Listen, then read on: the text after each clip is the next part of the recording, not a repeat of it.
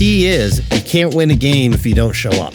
And we've got to have someone there, a good candidate, someone that's willing to work in those seats. If we can get Rep. Garvin an extra 6-8 members to back him up, they can do some real good for the people of South Carolina. And so that's, I guess, to me, the part that I hope folks remember is we might be in a super minority now, but that is not forever.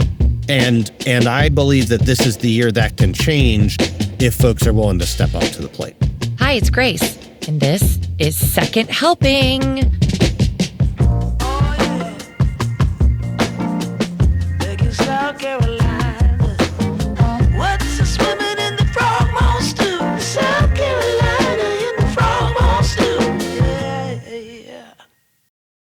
So today I have a very spectacular crew hanging with me for Friday's roundup of all things South Carolina politics. I have Representative Kambrell Garvin, who I'm very excited to meet for the first time. This is an honor. And I have my dear friend, Brady Quirk Garvan, no relation to Representative Garvin, but we're going to call Representative Garvin that, and we're going to call Brady Brady so we don't get confused. Hey, guys. Hey, Grace, thanks so much for having us on. Well, it's Friday. We're getting ready to go into a crazy snowstorm weekend, blanketing South Carolina. So I feel like we're going to get a lot of people listening because people are going to have some time on their hands. So, I mean, it doesn't seem like there's really anything going on in politics right now in the state of South Carolina, right? So no, it's a boring, sleepy time at the State House for Rep. Garvin and the others up there. Should we do a recipe swap? Should we talk recipes? I wish that was true. I look forward to the day we can talk recipes. Yes, okay, so let's dive in. There is a bill that is a big deal, and it's, I believe, in the House. It's H4764. And my understanding is that this bill would codify that local sheriffs must contract with ICE. Can you, Rep. Garvin, tell us a little bit more about this and if it looks like it's going to pass and what you think about it, if it's good, if it's bad, what it would change and why? Absolutely. Again, thank you so much for having us on today. It's certainly an honor and privilege. I will tell you this. We have seen all across our nation over the past year, but particularly over the past several weeks and months, an assault on our freedom. We have seen ICE agents that have raided communities. We have seen ICE agents that have raided schools. We have seen ICE agents that have gone into people's personal dwellings in search of folks that, as they say, are undocumented. And what I will say is that we have seen protests all over our nation as a result of these ICE raids. And what we see here and what we have here in South Carolina is a continuation of many of those policies. I can vividly recall just a few months ago where we were seeing social media posts and getting phone calls from constituents saying ICE is here in South Carolina or ICE is in this place. And what that does, Grace, is it instills fear into whole communities, not just those that are here undocumented, but entire communities of folks that are here and that follow their due process of coming here and doing everything right that are still being targeted. So we have a bill that has been introduced in the State House of Representatives that would pretty much mandate local police departments, sheriff's offices to coordinate with these ICE officials.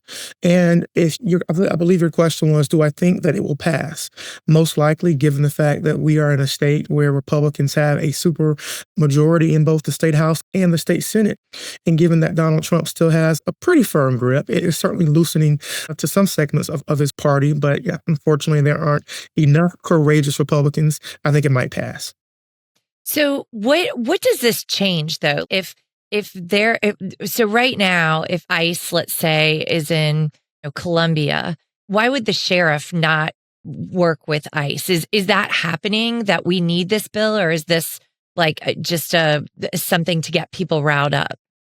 Absolutely. So what we have seen particularly in our state house, is any national issue becomes a local or state issue based upon Mhm. what Fox News or any other conservative media outlet is posting. And so most likely this issue is no different, where Yeah. people have seen nationwide where there have been local police departments or sheriff's offices that have not been as cooperative with ICE Yeah. coming into their communities and causing and wreaking havoc. And so I believe this is an attempt by the legislator and many of my colleagues to force the hand of local sheriffs, particularly within counties that may be Democratic led. Yeah.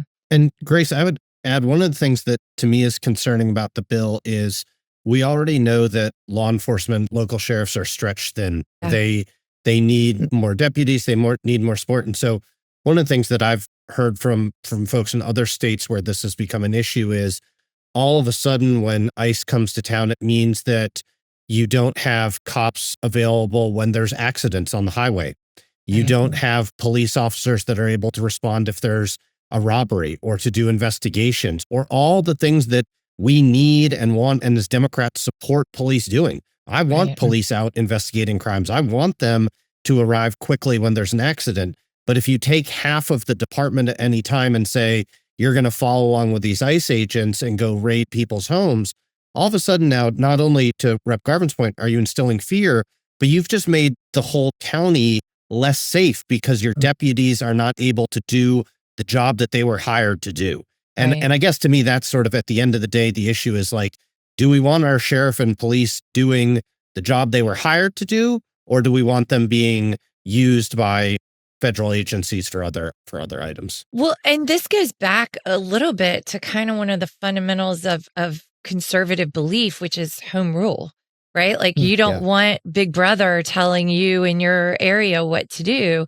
And it would seem like in a lot of the rural areas, especially where they don't have a large police force or a lot of the small towns around the state, like being told that you have to do this coordination seems a little bit out of line with what the conservative platform is.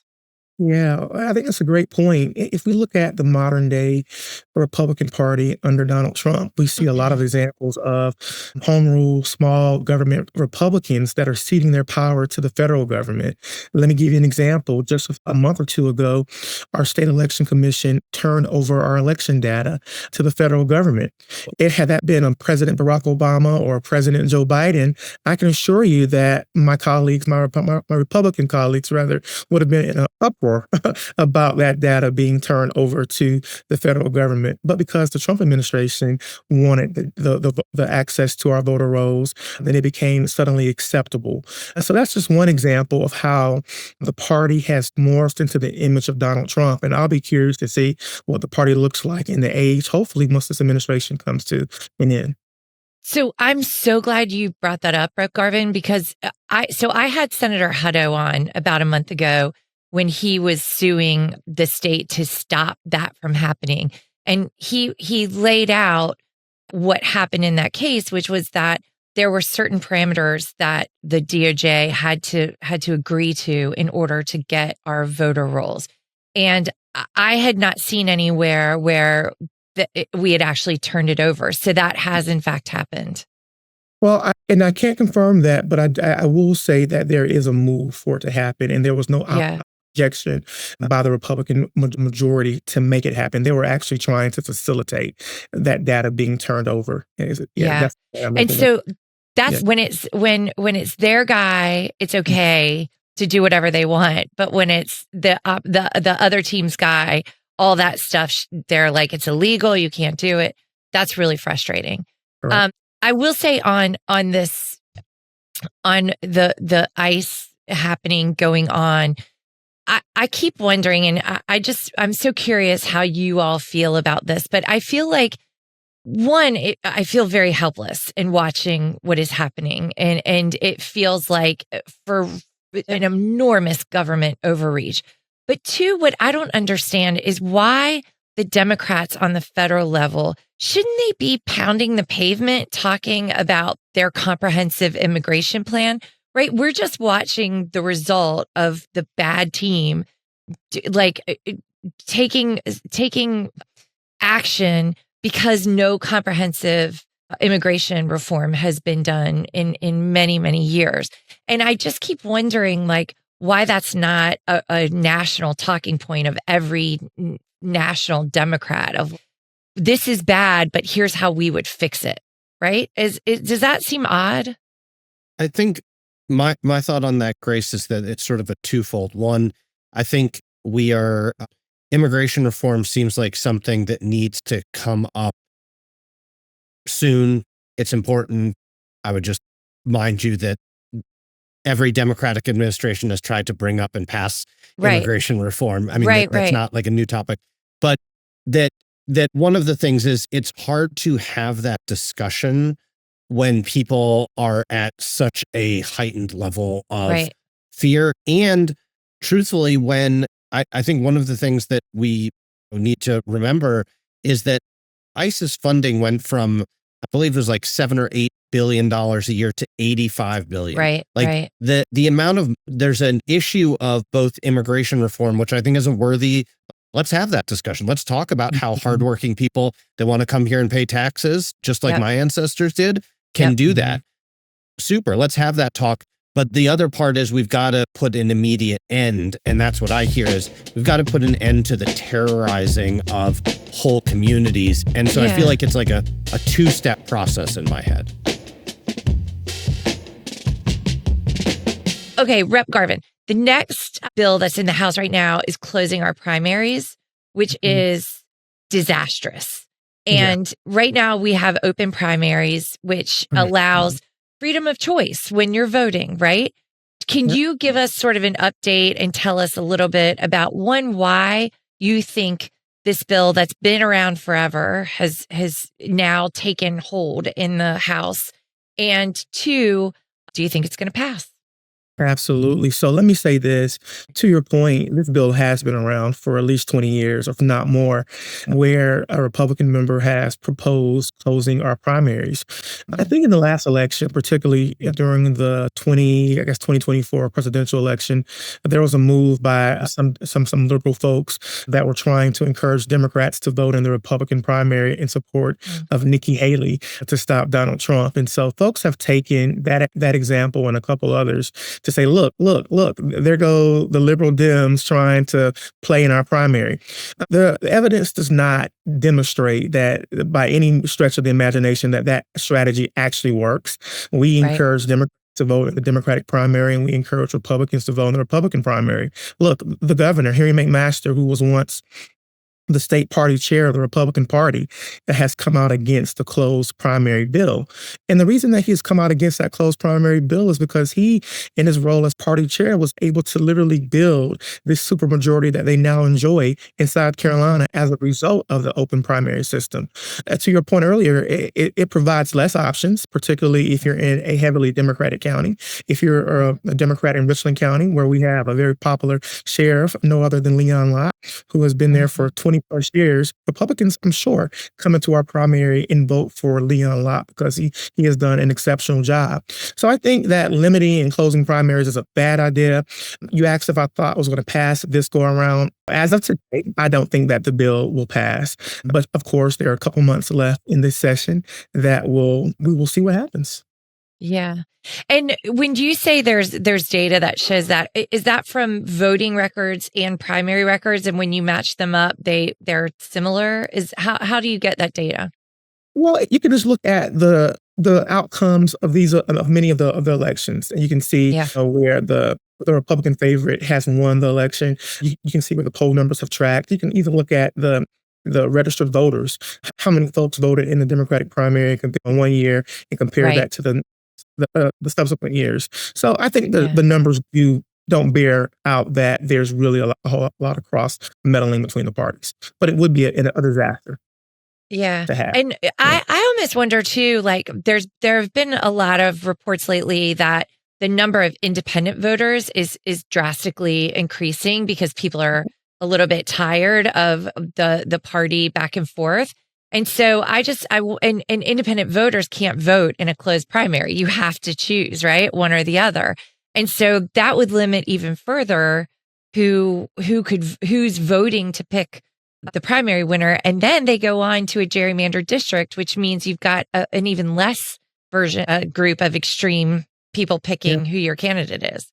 Yeah, I mean, Grace, this bill should be called the pro-extremist bill. I mean, this bill, what it does is it narrows the pool of who's voting, because you're right. Independent voters, middle of the road voters that might lean typically Republican or Democratic, but might not want to register with a party, get blocked out. And so what that means is you have the fringe on the right selecting their candidates and left-leaning Democrats selecting them. And one of the things that I think is powerful about South Carolina is that there is still a significant chunk of independent, middle-of-the-road people. And you have just said to them, your voice no longer matters. Yeah. And to me, it's just deeply problematic. And as Rep. Garvin said, this cuts both ways. There are counties, not as many, but there are counties where the Democratic primary is the election. Yeah. And so if you've just narrowed that pool, you're changing the outcome of democracy in a way that is, again, very narrowing and pro-extremist, not pro-voter. Yeah. And that's not, we already have straight party ticket voting, which already allows someone who doesn't want to take the time to look at candidates to just go in and hit a button and it picks all your choices for you. And I think that was like the first step in less democracy, because our job as citizens is to research who's running for office and vote for the best person. And I think that we're just moving to a place where we're gerrymandered, straight party ticket voting. If we close our primaries, basically it's the parties who are choosing who represents us rather than the people. Absolutely. Okay, so you two, plus a couple of others, have something called the Comeback. And you have been going around the state talking to voters and constituents and citizens of the state about running for office. So can you tell us a little bit about how this came to be, and then also where you are in the process? Absolutely. I'll be happy to. So let me give you a little bit of context. Democrats, on average, vote about 45% of the popular vote here in South Carolina. So 45 to 55% is what our numbers usually look like. We only make up about 30%, Brady, or less of the membership of the General Assembly as a result of a couple factors, but the main factor being gerrymandered districts. And so we as Democrats really have to look hard at how are we competitive and how do we compete, not just in safe districts, not just in districts that we're comfortable in, but every district across this state. So out of the 124 members of the state house, there are only 36 Dems. And out of the 46 members of the state Senate, there are only 12 Democrats. So again, we're in a super minority. I like to tell folks that the Republican Party, they have amassed so much power that they can literally conduct all of their business even if no Democrat shows up. They have a quorum, they can pass every bill, and so forth. And so what will probably happen, at least I'm being optimistic, because I think that as they continue to expand, they're going to, as a result of their numbers, there are going to be issues, and we already see issues and factions that are resulting as a result of their large numbers. You have forced the rise of the Freedom Caucus. You have what they call themselves more mainstream of Republicans that are also feuding and fighting one another. But the comeback is basically designed to encourage Democrats all over South Carolina to get re-engaged, to get back into the fight, and to say that, yes, it might be a dark or dire day today, but if we the people step back up, if we the people come back out and say this is our state, that these are our values, that we will have the ability to be able to push back against some of the most extreme policies that we're seeing today. And do I remember from the general 2 years ago, out of 124 state races, there were 60 without a competition, a competitive candidate. It was the incumbent, and maybe even one or two that had not even an incumbent, just the person that decided they were a Republican and they ran and they won. So, I mean, it's already more than half. And one other stat that I remember, there are only 2 women in our state Senate out of 46. Marjorie Grant Matthews and Tamika Isaac Devine, yes. Yeah, and they're both Democrats. No Republican women. Correct. No more. And Grace, one of the things that I think this group wanted to do is to say sometimes like we love the party, love what the state party is doing, but we want to help augment their message and help go out and go in places that maybe the party isn't reaching. And one of the things that we wanted to tell in this too is a story that I tell. So in 2008, I got to go work on President Barack Obama's campaign in Ohio. And they sent me to this county called Ross County, Ohio, in the southern part of the state. And I said, great, I'm going to go down there and I'm going to win. And they were like, no, Brady, that's not your job. Your job is to lose by less. And I said, what? And they said, we believe right now that Barack Obama is probably going to get about 40% of the vote. And we need you to get 43 or above. And I was like, no, I'm going to win. And they're like, that's not your goal. What we know is that if we want to turn Ohio blue, keep Ohio blue and win the state, we need to do a little better in these areas and not cede ground. Yeah. We got 45% of the vote in Ross County. So we won, we lost by less, and we carried the state. And one of the things that I think we need to remember as Democrats, and one of the messages we want to say is, I think a lot of us are excited about federal races, right? We're excited about Annie Andrews taking on Lindsey Graham or whoever, but likely Annie taking on Lindsey Graham. That's exciting. That's cool.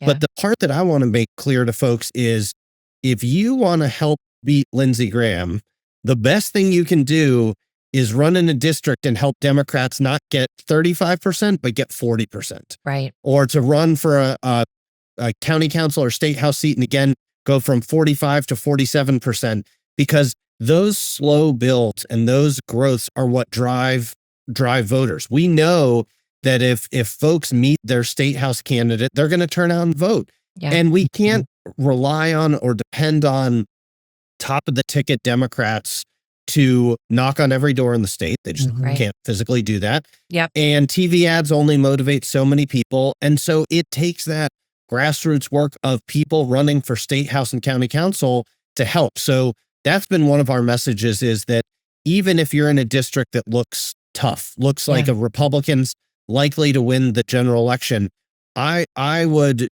hold out that running for state house in a tough district is honestly more valuable than cutting a check. Like that is going to drive more support and voters. So that's part of our message too, is making sure people understand that. Well, and to your point, I mean, if in a statewide election, like Rep. Kambrell just said, Rep. Garvin just said, to your point, the difference between 45 and 55% in a state where only 3.5 million people vote, or 3.5 million people are registered, the difference once people vote is only 250 to 300,000 voters. So if in every one of those if in every one of those 124 districts, they're increasing the number by 2,000 people, there's your spread, right? Like that's how this makes sense. And so on a statewide, so if you get 2,000 more people in your district because you ran, even if it was ruby red, you're still adding to the overall tally of Democratic voters in the state. That's exactly right. And as Rep. Garvin can speak to more, because I think, Rep. Garvin, when you travel the state, one of the things too is people want to know that Democrats are fighting. Yeah. Mm-hmm. And if there's no one on the ballot, it's hard to make the case that we're fighting. And that's something I feel like you hear when you're out traveling too, right? Absolutely. Every visit, folks want to know that Democrats are showing up, that we're advocating for our values. Mm-hmm. And I will say, I tell folks this all the time. We may not win every fight, but it's important that we go out and make the fight. Yeah. The folks are watching back home. And my colleagues, I often remind them of that same fact. Yes, we know we can count, right? We know that there are 36 of us and there are 88 plus of them. But because of that, we still have to be very active and still be very willing to at least get into the arena and not give up. I was just going to add the other part that I think is really important, and we don't have to name names, Rep. Garvin, but sometimes you see name the names, Garvin. Name the names. you see people taking votes, and you're like, I know they don't believe that. I know they are better than that, but they feel like there's no one holding them accountable. And one of the things that I think is important is, and we talk a lot about accountability, and some of these Republicans, sometimes it's just helpful to have an opponent on the ballot that says, I can't believe you voted for X. You need to explain yourself. Mhm. And that may not change their vote on every issue, but Mhm. it can make people realize those in a sort of heavier Republican district, it can make them realize that there are people watching. There are Yeah. people that disagree with them because they get in their bubble, right? Like Mhm. they get in this echo chamber of, I just go to the Republican meeting. I just Mhm. watch OAN. I just talk to the Republican caucus members. And they need to hear and know that again, it's not one or two. There in every district, there are thousands of Democratic voters, Mhm. and people need to have that voice. And so I think that's important too on the accountability piece. Yeah. Absolutely. And just to add very briefly to that, oftentimes we hear this thing of this is my seat. It's my seat. And I tell folks, Mhm. no, it's not your seat. It's the people's seat. And so I think it's really incumbent for the people to say when you have a member of the House or a member of the Senate that's that's not fully serving your interests or representing your values to say, Yeah. hey, let's do things differently and let's be held accountable. Yeah. Well, I do think this is a a really important time right now because for the last 16 years since Trump has been meddling in our politics, there is a through line by him and now the Republican Party about who the Democrats are. They have been able to create this visual of who the Democrats are, and you hear it a lot. And they'll say things like purple hair, a lot of piercings, they're this, they're that. They'll get into race, they're really critical of who the Democrats are. And I think this is a great opportunity for the Democrats to prove to the people who right now are horrified by the Republicans and what they're supporting with ICE of who the Democrats are. And so by having someone in every district that is out and saying, here's what I believe, here's what I stand for, which they haven't really heard a lot in so many of the districts around the state, right? Like I feel like it's been quiet in a lot of those districts for many, many years. And just keep in mind that we're a big tent party, right? Yeah. So we're going to have Bulldog Democrats, or we're going to have more liberal Democrats. And so Yep. being a big tent party where you have folks from literally every walk of life, we're not going to always agree on what things look like. But at the end of the day, I think what's most important is that we hold true to our core values of what it means to be a Democrat. And I think as Democrats, whether it be state or national, we need to really focus in on the affordability piece. Has your life improved over the past couple years? Are your Yep. groceries getting any cheaper? Is the cost of gas going down? Is your price of rent decreasing? And if the answer Yep. to those questions are no, then your quality of life has not improved for the better. Right. I think we should also look at the societal conditions that we find ourselves in with people living in fear of ICE. I think we should also look at our educational system. Has our educational system moved or improved with after 20 plus years of Republican dominance of every level of power here in South Carolina, meaning the Mhm. state Senate, the state House, and the governor's mansion? So when we really ask ourselves those questions, we will see that we have not made the kind of progress that we need to make or needed to have made under this leadership that we have had for 20 years. Our roads are still crumbling, our bridges are falling apart, and we're still at the bottom of education, and we're in really so many categories that are bad. Yeah. So there's work to be done. Yeah.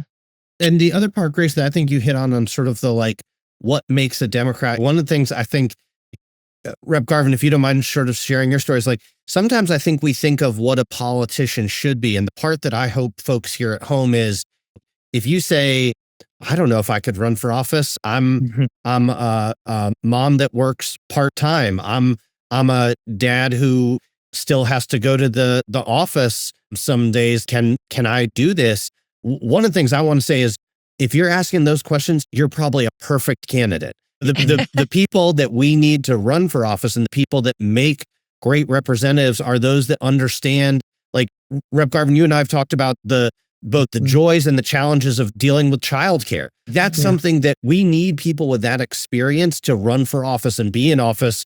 And so I guess, can you talk a little more, Rep. Garvin, about, not to put you on the spot, but Grace, when you're talking about sort of like what makes a Democratic candidate, like, I guess that's the question to me. I'm like, who is a good candidate? And I would again hold out that it's probably a lot more people listening than think they are. Like people have this idea of, oh, I've got to have run before or served on this high committee before I do it. What makes a Right. good candidate? Yeah, absolutely. I think that's a great question. And I'll tell you very quickly, I was a former educator. I'd spent 3 years teaching public school, and I came back home a decade ago to attend law school at USC. And during my second year of law school, I guess my first year of law school, rather, it was the 2016 election. And we all know what happened where Donald Trump surprised everybody and won that election over Hillary Clinton. On his way out, then former President Obama said to all the young folks that are listening, he said, if you don't like what you see happening in your community, don't just complain about it. Do something about it. So that next year, I really thought about that challenge. And that next year, I looked around my community and I didn't like what I saw. And so I decided to challenge a 20-year political incumbent, somebody that Wow. had been there for a long time. And I was in law school, a 26-year-old law student. I tell folks I didn't have a full-time job, but what I did have was a desire to serve. So we got out there and knocked on a lot of doors, kissed a lot of babies, got a lot of grassroots donations. And we ended up winning that election by 70% of the vote, 70, while in law school. As a 26-year-old. So I share Wow. that story to simply say that if you think you can, then that's half the battle. And just being willing to take that chance, being willing to have a message that resonates with voters. And it's also really, really important to know the district that you're running in, right? It's Right. really important to understand your constituents. So to any candidate or anybody thinking about running for office, I want to encourage you to do it. You have to believe in yourself and you have to be willing to put in the work to do it. And so 8 years later, I'm still here. I'm still proud to be serving and still really excited to be able to inspire and recruit a whole new generation of leaders that will change the direction of our state. And are you basking in the extra and making it rain with the extra $10,400 you make for the 5 months of work that you get to Columbia? Absolutely. A whole 10,400. And that's also a barrier, right? Because only people that are either independently wealthy, that are retired, or that work for themselves can serve in the General Assembly. Everyday South Carolinians cannot serve because, as you just said, the pay is 10,400. Once you get per diem and other things, it's probably around 30,000 or so a year, which is really not a whole lot of money for the amount of work that's required to be a member of the General Assembly. Right. Because not only do you have to do your job, but you have to keep running for the next election, right? Yes. So even when you're not in session, you have to be in your community talking to constituents and then also running and raising money and doing all the things that come along with that. And I think that system was set up for a reason, and I think we all know what that reason is.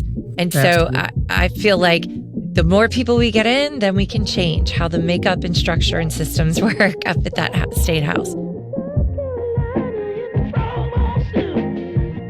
Okay, so one of the key things that I think is also really important about what you guys are doing right now with the comeback is how important it is to keep your dollars in the state. When you see a flashy race in another state and they're like, we could beat Mitch McConnell or we could take down Marjorie Taylor Greene, your $10 isn't going to go anywhere. If you send $10 to a state house candidate that only needs to raise $50,000 or $60,000 for that race, that means a lot more, and it stays in our state, which then adds more to our state, right? And so I think that's something that we all get caught up with the that immediate, I have to give to this campaign because I hate Mitch McConnell or whoever it is. But really, it's very, very important to keep those dollars here. Yeah. With all love to my people in Texas, but sending your dollars to defeat Ted Cruz is not where you need to be sending your dollars. You need to be sending them to Rep Garvin or people running in House District 116 or 110. There's 4 or 5 seats that we can flip this year. And to your point, Grace, when you think about the millions, if not billions of dollars that will be spent on federal elections across the country, many of these races can be won for a relatively small amount of money. I'm not trying to be trivial. $50,000 is a lot of money, but not when you compare it to the $75 million for a Senate race in Pennsylvania or things like that. And Rep. Garvin, I guess, do you mind sharing a little bit about what sort of raising has looked like for you? Because I think some people get this idea of, if I run for state house, I'm going to have to spend 20 out of 24 hours a day asking for money. Like, what does that look like? Absolutely. So let me talk about the first campaign. We really raised a lot of small dollars online, family, friends.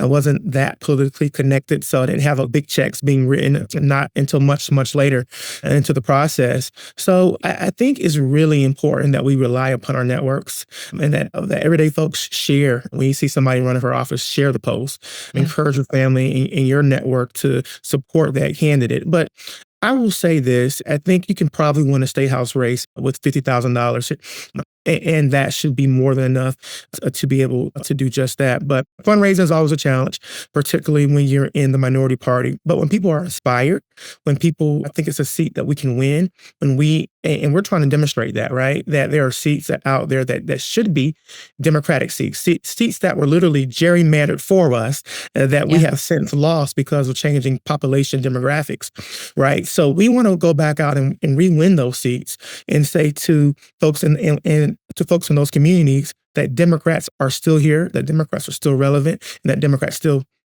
very much care about what's happening in our state.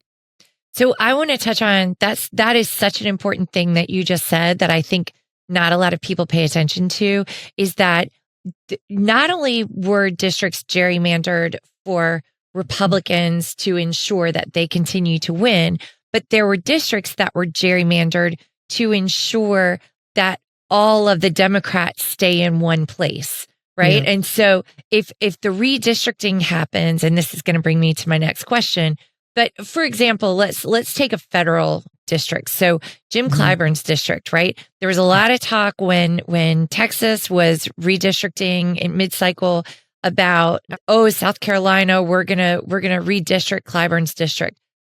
They can't do that, because if they do that, it's going to make a whole bunch of other races. They have cracked and packed every single Democrat that they can into his district so that they ensure those other districts are not competitive. Is that essentially what you were referring to?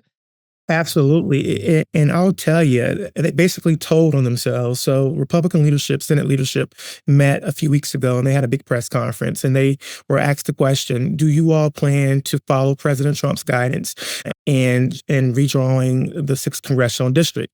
And they said, no, because what we have is it's certainly a good thing. And so they recognize, to your point, Grace, that they have gerrymandered it to the point where if they do anything, make any tweak, that they will certainly mess with their majority, and it could flip from having 6-1 with a Republican majority to maybe 5-7 or something else. Right. But let me tell you this just very briefly. Over the past 13 years, Democrats have lost a quarter of our state house seats. We've lost a significant amount of members, again, in districts that were originally designed for Democratic leaders to serve in those seats. So there aren't that many swing districts anymore. And if we as a party don't really figure out a strategy to stop that from happening, then we're going to continue to find our numbers continuing to decline as the years progress until we're at a point of being basically extinct. Yeah. And Brady, how many districts do you think are actually competitive this cycle out of 124 House races? Sure. There are probably, I would guess there are 10 to 12 that will be decided within 5 points. Really? The vast majority are going to be decided by much more than that. Right. But there are a number of seats I think about, like our good friend Spencer Wetmore, who's won the last 2 races, and people say, "Oh, that's an easy Democrat seat." No, it's definitely not. She won with 51.3% of the vote last time. That is a hard fought seat. Yeah. So that one that's one that, do I believe Democrats will hold and will win? Absolutely. But it is going to be, to Rep. Garvin's point, that's one of those ones where that's a competitive seat. We gotta make sure we got a lot of chips down there. But yeah, I would guess 10 to 12. And what I would say is there are a number, as we've mentioned before, there are a number that we should win. And one of the things that the reason we've been pushing folks so much to step up and run this year is in 2018, the backlash in the midterm to Trump's first administration was significant. Mm-hmm. If those in the Charleston area and Beaufort area might remember, that's how we flipped the first congressional seat and got Joe Cunningham for a term. Was there was A, he was a great candidate, but B, that was a strong backlash here. Back then, they were not executing Americans in the streets on TV. Right. I think the backlash to what's happening is going to be stronger. And so there will be some surprises this year. I don't know exactly where, but there are some seats where there will be such a strong backlash that we will win seats that might not have been possible 2 and 4 years ago. But the key is, and y'all know this, you can't win a seat, you can't win a game if you don't show up. And we've got to have someone there, a good candidate, not just a name on the ballot, but, someone that's willing to work in those seats. And so I just would hold out that, again, if there was ever a time to think about running, this is the year to test the boundaries of what Democrats can do, put some wins on the board, and not just for the sake of winning, but because, if we can get Rep. Garvin an extra 6-8 members to back him up, they can do some real good for us. They can do some real good for the people of South Carolina. And so that's, I guess, to me, the part that I hope folks remember is we might be in a super minority now, but that is not forever. Yeah. And I believe that this is the year that can change if folks are willing to step up to the plate. And do you think, will there be a place like on the Comeback website or somewhere where your endorsements of which races that people should invest in or which races you think are the most competitive will be able to find? We might do that down the road, but what I want to hammer home now is that filing opens on March 16th through the end of March. And what we are saying over and over to anyone that will listen is get your ass out and register yourself. Register and sign up to run for office. We will shake out afterwards about what's the most competitive and sort of looking at resource allocation and things like that. But I think what Rep. Garvin, myself, and those within the party are saying is, from now until the end of March, we speak with one message, and that is we need you to go out and run for office, and we are here to support you as you do that. Okay. And is there a list anywhere? So if somebody says, I want to run for office, and that feels overwhelming to the average person, right? That seems like very, very, where do I even begin? Do I need a campaign manager? How do I do the social media around it? Like I need a marketing what are the steps that you take to do that? So I'll put in a quick plug and then turn it over to Rep. Garvin. Quick plug is if you go to comebacksc.com, there's a cool little map and you can click on it and see if a Democrat has filed in your district yet. There are tech wizards that are far smarter than me that figured out how to do this. I'm just excited that it exists and you can go see, someone's filed, who they are. Maybe you want to support them. Cool. Maybe there's no one and you want to file. So you can check that up. We're updating it every other day, but super cool tool. And I'll turn it over to Rep. Garvin on sort of how, again, do you think there's support for people that might want to run for office out there? Yeah. And I believe that's called a heat map, Brady. A heat map. Very good. I like how tech I am. I'm so on it. Sorry, Garvin, go ahead. You're fine. So there is support. So under Chairwoman Spain, she has really invested in candidate development. The state party is really, really putting efforts forward to provide mentorship, to provide help with graphics, to provide just general guidelines, particularly for those candidates that have gotten past the Democratic primary if they do decide to run for office. There are so many resources out there. You can certainly reach out to one of us to be able to certainly provide you some guidance as well. But the biggest thing is do it. When I ran for office as a 26-year-old law student, I didn't have all the answers. I certainly didn't have the money to be able to do it, but those things came with time. And I think having a fundamental why or belief into why you're doing it is also really, really important. Folks can tell a genuine person and they can also tell a genuine candidate, right? So when you meet a voter, they can immediately tell that, that you're passionate about a cause, or they can tell that you're wanting to really go in there and make a difference. And I'll be honest, there are some people that run for office for the quote unquote perks, and there aren't that many, but what would those be? Right. What are the perks? Exactly. But some people like a title, right? I'm Senator so-and-so, I'm Representative so-and-so. And that carries weight for some people. But if you're one of those people, then I say this isn't the job for you, because it's an intense job that requires a lot of sacrifice, a lot of time away from family and friends. And it's the kind of job that requires serious people to be in the arena. And one of my former mentors, Senator John L. Scott Jr., passed away a couple of years ago and spent 30 years as a member of the General Assembly. And the thing that Senator Scott taught is that the work, when you enter that chamber, the work that we're doing is important. And there's not a time for playing games, and there's not a time for laughing and joking. It's a time for being somber.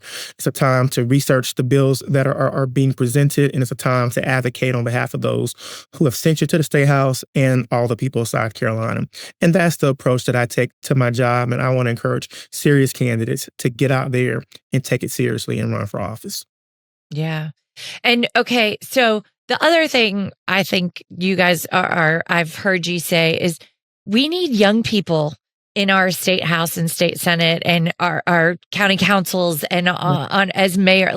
We need people that are visionaries and creative and can think outside the box to get the state moving forward. Because I feel like Senator Harpootlian said to me a couple of weeks ago, he said, we always, as South Carolina, we're sort of like the younger kid brother to North Carolina or kid sister.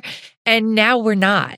We have all of the things that states that are high functioning states have. We just don't have the people running it. And so I think to his point, like the people that know how to do that they're here. Just get out and go do it. They're here. And I would say this, Grace, too.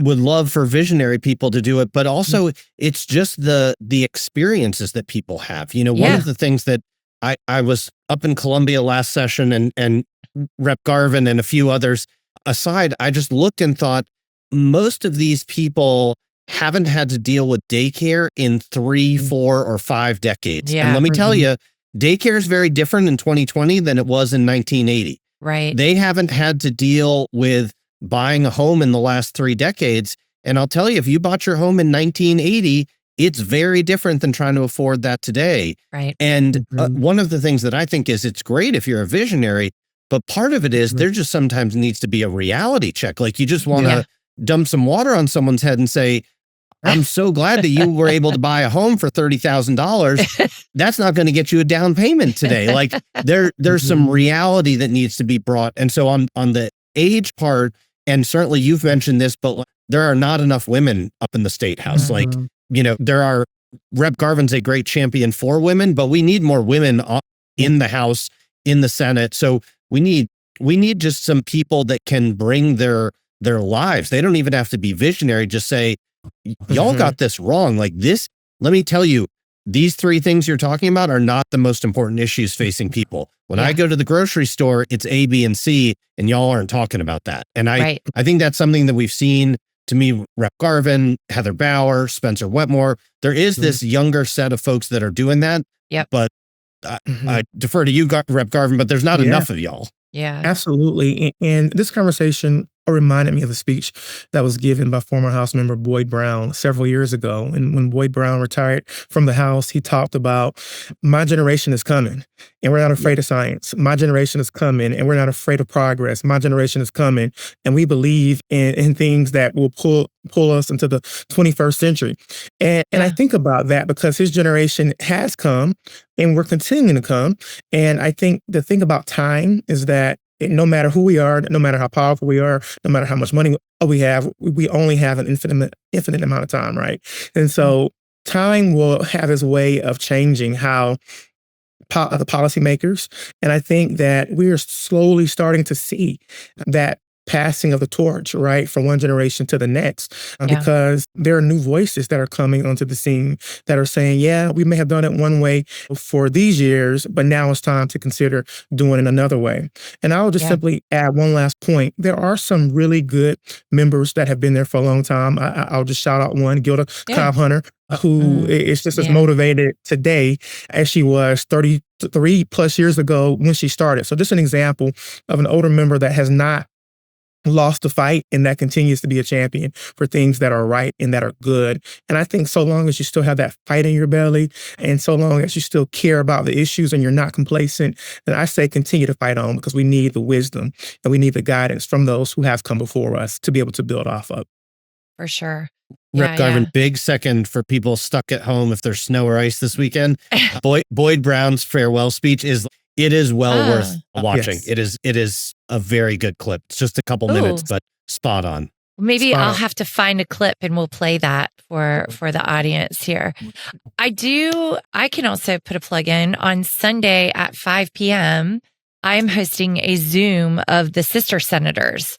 And you can join the Zoom by registering at, I think it's sistersenators.com, or check their social media, Sister Senators. And very, very much love spending an hour with those ladies, because get in the hen house because the heels are coming off. It's going to be a good time. Okay, so let's kind of wrap this up a little bit. I feel like there is one thing that I do want to ask real quick before we get into our whole nother thing. And that is, Rep Garvin, we've talked a lot about gerrymandering today, and it's one of my most favorite things to talk about, because I feel like until we get that figured out, we really can't do a whole lot of anything else. But as the next census happens in 2030, what are there conversations happening now about redistricting? Are there legislators that are jockeying to have their districts redrawn? Is there mumblings of that, or is there actual action happening? And what should we, as the general population, what can our job be to sort of guide and steer that? Yeah, absolutely. So I think that elected officials are oftentimes thinking about the topic of redistricting, particularly this year, given that there has been so much attention on it. We've seen all over the U.S., from Texas to Virginia, California as well, where different state legislators have gone or attempting to redraw the maps. And so locally, there have been conversations, obviously, about that exact topic. I think what we really have to do as citizens is really hold our elected officials accountable. There has been a push for years now to have nonpartisan redistricting commissions that draw the lines in a fair way. And the Republican Party has time and time again said no to that. And let me give you a real quick example. So, of course, we saw what Texas did, where they drew out the 5 or so congressional members, and then California, Gavin Newsom did the same thing, and they said, "Oh, that's unfair." And now we see folks up in Virginia, where the Democrats do control the House, Senate, and now they have the governor's mansion, where they're getting ready to draw a 10-to-1 congressional delegation, where it's now more evenly split between Democrats and Republicans, and their redraw, of course, would favor Democrats, and of course now you have Republicans that are crying foul. I think what we have seen Democrats do in recent years is fight fire with fire. Yeah. At the start of the Trump administration, we had so many colleagues, both nationally and locally, that said we have to continue to do things the way that we've always done them, right? And I think Donald Trump has reshifted how we think about politics. He has reshifted the strategies and the tactics that are being deployed. And if we continue to use the same playbook, then we're going to continue to get the same results. Now, I'm not one to advocate. I consider myself to be, somebody that believes in institutions and that sort of thing. That's really important. But at the same time, I think that we really have to figure out new strategies to gain new voters. And through the redistricting process, we really have to be strategic and intentional about what our next steps look like. Yeah, I couldn't agree with you more. Okay, now we move on to the fun part of the episode, which is called Your Whole Nother Thing. So, Rep Garvin, let's start with you. What is this week's whole nother thing? I was so hoping that you didn't start with me. A whole nother thing. Huh? Let's see. Brady, how about Brady goes first? Okay. I'm All right. wondering. Mr. Garvin, number 2. What would Mr. you like Garvin, to say your whole nother thing is? The VAN. So I think one of the things that stood out to me is my daughter is there. Each got to pick an Arctic animal to study in their class this year. She's in first grade, and she's learning about polar bears. And just watching, to me, a kid discover new things and see things click in their mind, to me was a very it was wonderful. She was like, "Did you know that a polar bear can and will eat you?" I mean, that was fact number 1, is polar bear can and will eat you. But then she learned more facts about what they eat, where they live, all those sort of things. Oh. And just a reminder, I think, again, the world can be super dark and scary and all that. But just to see the joy that comes from learning from a little kid was, to me, that was a whole nother thing. It was like, this is what the world needs more of. It is a great joy to see. It's a great joy as a dad to be a part of learning of this. And a good reminder that if you see a polar bear in the snow this weekend, don't go near it because he could eat you. So that's mine. Okay. I like it. Okay, Rep that was Brady Quirk Garvan. And now we're going to Kambrell Garvin. That's right. I tell folks that Brady is my long lost cousin. I believe it. Absolutely. Well, we are certainly looking forward to the snow of this weekend. And hopefully there won't be any power outages, but we're looking forward to being able to get out there, make some snowmen, or if possible, and really spending quality time with family. I tell folks often that time is the most important thing that we have. It's so important because once time has expended, you never get it back, right? That's true. Once your kids have grown up, you never can get that time back. So I'm looking forward to just being a dad, being a husband, and spending that time with family. And hopefully our power stays on. So we shall see. Spoken like a true politician for his whole nother thing. Thank you, Rep Garvin. Okay, so mine is, I went to this comedy show. It was like an improv show last night. And they ask the audience for a line of what their skit is going to be. And almost everyone in the audience talked about this missing cat named Willow in downtown Charleston. That's a big deal. An Uber driver stole this family's cat, and they have it on a Ring camera. And then they have the an Uber Eats driver taking the Apple ID, like the tracking device, and throwing it out the window.